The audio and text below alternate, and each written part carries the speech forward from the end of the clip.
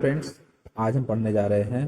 आज का हमारा टॉपिक है multiple choice questions steam nozzles and engines के बारे में। इसमें सेट नंबर 13 है। इसमें हम स्टीम नोजल और इंजन के एमसीक्यू पढ़ेंगे, जो कि इसका सेट नंबर 13 है। तो पहला क्वेश्चन है इसमें, the effect of friction in the nozzle dryness friction of steam. Nozzle में घर्षण का प्रभाव आपका स्टीम का जो सूखापन होता है ड्राइनेस ऑफ फ्रिक्शन के स्टीम के प्रभाव से क्या होता है। इसका आंसर होगा इंक्रीज करता है। effect of friction in the nozzle increases dryness friction of steam। इसका आंसर हो जाएगा increases। नेक्स्ट क्वेश्चन है, the overall efficiency of thermal power plant is. Thermal power plant की ओवरऑल एफिशिएंसी क्या होती है। इसका आंसर हो जाएगा ये बॉयलर एफिशिएंसी, टरबाइन एफिशिएंसी और जनरेटर एफिशिएंसी, तीनों को मिला के हम ओवरऑल एफिशिएंसी बोलते हैं।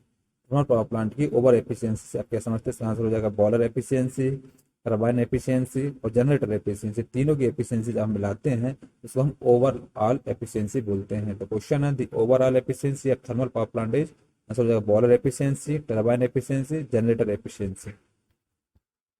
अगला क्वेश्चन है, a compound steam engine in which piston rods of high pressure and low pressure cylinders are attached to two different cranks set at 90 degree to each other is called. एक compound steam engine जिसमें उच्च दाब high pressure और निम्न दाब low pressure cylinder की piston छड़ें 90 degree, piston rod जो होती है 90 डिग्री पर स्थापित है, दो विभिन्न क्रैंकों से जुड़ी होती हैं, दो डिफरेंट क्रैंक से जुड़ी होती हैं, उसको क्या कहते हैं। उसका आंसर हो जाएगा रिसीवर टाइप कंपाउंड। तो हम रिसीवर टाइप कंपाउंड इंजन बोलते हैं।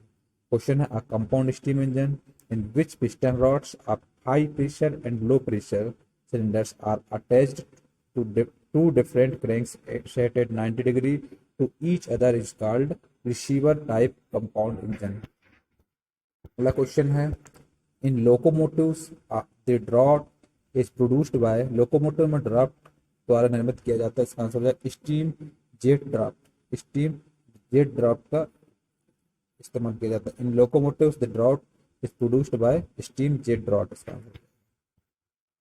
अगला क्वेश्चन है, the efficiency of an impulse turbine is maximum when where V B equal to blade speed, v equal to absolute speed of steam entering the blade and alpha equal to nozzle angle.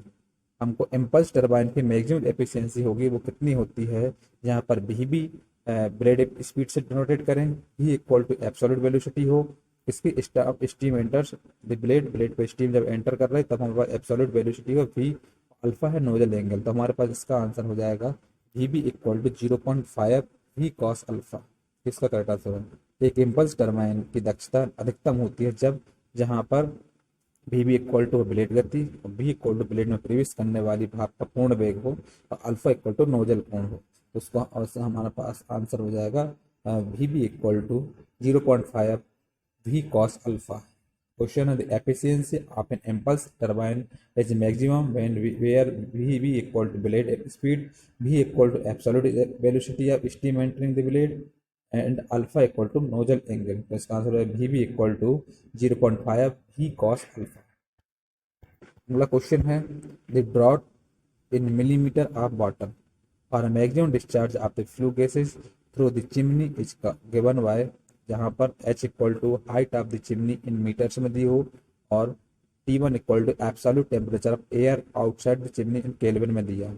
Chimney के माध्यम से flu gases के अधिकतम निर्वहन के लिए मशरूदा पानी में मिलीमीटर द्वारा दिया जाता है, जहाँ पर h इक्वल टू है मीटर में चिमनी की ऊंचाई और T1 इक्वल टू चिमनी के बाहर हवा का पूर्ण तापमान। तो इसका आंसर हो जाएगा हमारे पास, इसका जो आंसर रहेगा वो आएगा हमारे पास 176। ये आंसर रहेगा इसका 176.5 एच अपॉन T1। इसका ये आंसर इसका करेक्ट रहेगा 176.5 एच अपॉन T1। तो क्वेश्चन हमारे पास इस टाइप से, the draught in millimetre of water और maximum discharge of the flue gases through the chimney is given by. हमारे पास आंसर हो जाएगा इसका, ये वाला आंसर इसका रहेगा 176.5 एच अपॉन T1। इसका करेक्ट आंसर होगा। अगला क्वेश्चन है, the behaviour of coal in a furnace is determined by. भट्टी में कोयले का व्यवहार, जो बिहेवियर ऑफ कोल हो इसकी किसके द्वारा निर्धारित किया जाता है। इसका आंसर हो जाएगा द प्रॉक्सिमेट एनालिसिस के द्वारा निर्धारित किया जाता है। तो क्वेश्चन है, the behaviour of coal in a furnace is determined by, इसका आंसर है the proximate analysis। अगला क्वेश्चन है the efficiency of a pressure velocity compounded impulse turbine is as compare to pressure compounded impulse turbine. Pressure compound impulse turbine की तुलना में pressure velocity compounded impulse turbine की दक्षता क्या है, एफिशिएंसी क्या है, इसका आंसर हो जाएगा लेस, कम है।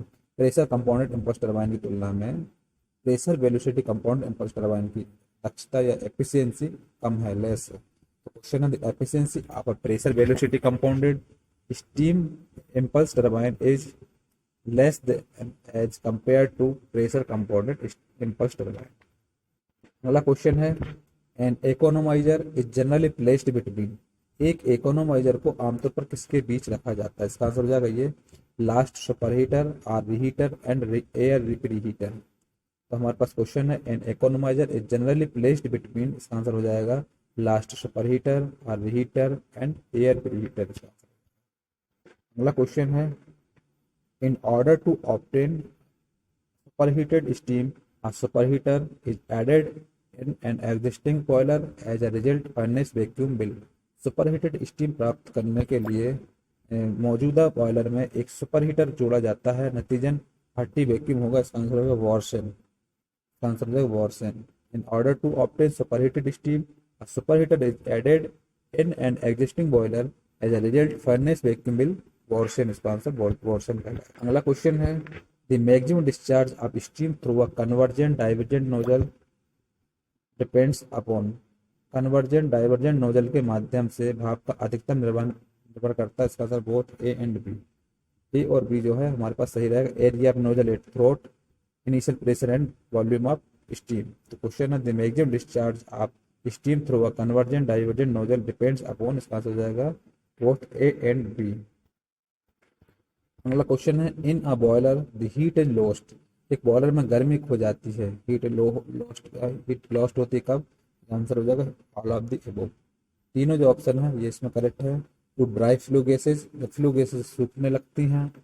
The moisture pressure in the fuel, moisture present हो तब। To steam formed by combustion of hydrogen per kilogram of fuel. तो तीन ऑप्शन इसमें सही है, तो आ जाएगा all of the above.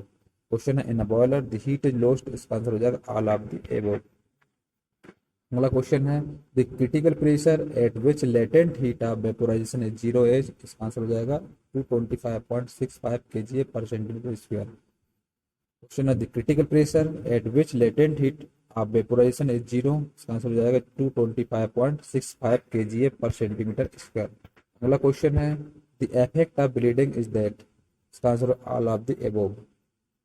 Effect of bleeding होगा तब हमारे पास आएगा it increases thermodynamic efficiency of the turbine. Boiler is supplied with hot water, it decreases the power developed by the turbine. तो ये तीनों ऑप्शन सही से आंसर आ जाएगा ऑल ऑफ द अबव। तो क्वेश्चन है the effect of bleeding is that all of the above.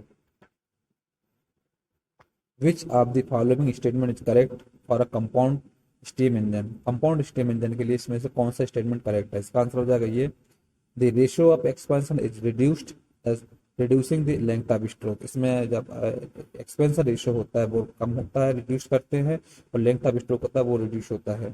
तो ये स्टेटमेंट जो कंपाउंड स्टीम इंजन है ये करेक्ट है। तो क्वेश्चन है which of the following statement is correct for a compound steam engine, इसका आंसर हो जाएगा the ratio of expansion is reduced as reducing the length of stroke, इसका करेक्ट आंसर हो जाएगा।